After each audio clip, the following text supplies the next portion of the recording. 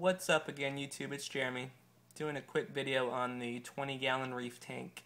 Did a little switch up, so I want to show you guys what I did. I actually took all the sand out of this tank, or most of the sand. There is still some kind of underneath the rocks because it fell off when I was moving them around. But if y'all remember, I had to rearrange all my tanks to make room for the new 40. And whenever I was emptying this one, I stirred up a whole bunch of nastiness in the sand bed. I mean, just totally fouled up my water. The parameters were crazy. And you can see my fish going on. Yeah, so I just decided whenever I got some new water in here to leave it as a bare bottom tank for the most part. And I don't really think it had much of an effect on the tank. This guy right here was kind of pissed. That's Dwight. He's my rainbird goby. You can kind of see him there. He is a sand sifting goby, so obviously me taking the sand out kind of pissed him off. But he's doing okay. He gets most of his food in the rocks. You can see him sifting some of the remaining sand. But he eats copepods and other critters that he finds in the rocks. So he's still doing okay for the most part. I don't think it's going to be an issue.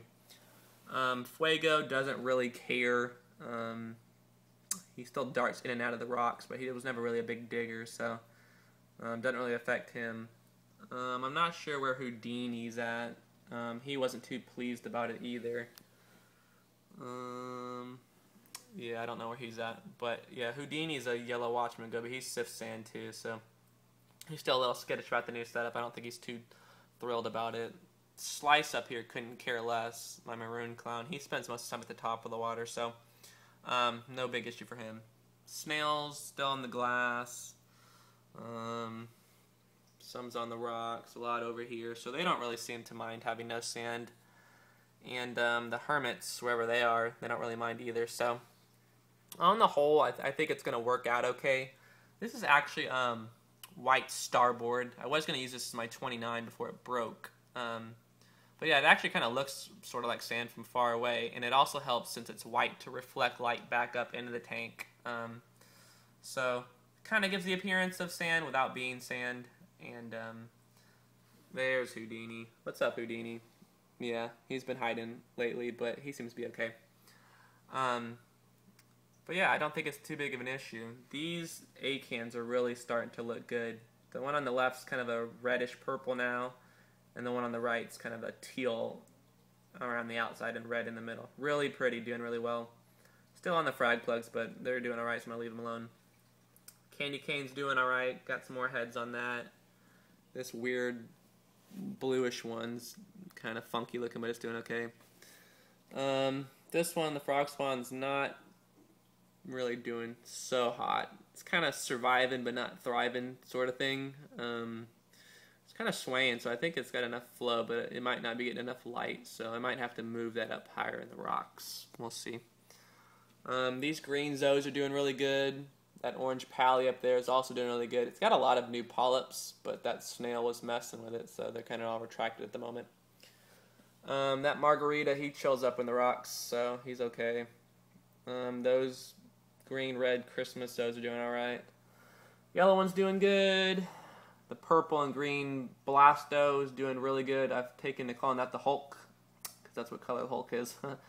And the orange Recordia mushroom is doing really good. Yeah, I don't think it's fully attached to the rocks yet, but once that does, it should be really good. And then this one is also starting to bounce back. I've been moving this around, been moving it around a lot, so I think I finally centered on a place I can keep it, and hopefully that bounces back. This is actually my oldest frag. It looks kind of brown, but it's really more of a maroon color. So that's doing right in those rocks. So yeah, just kind of an overview to show that, even though some people don't like bare bottom tanks, you can run one pretty successfully without having any, major problems.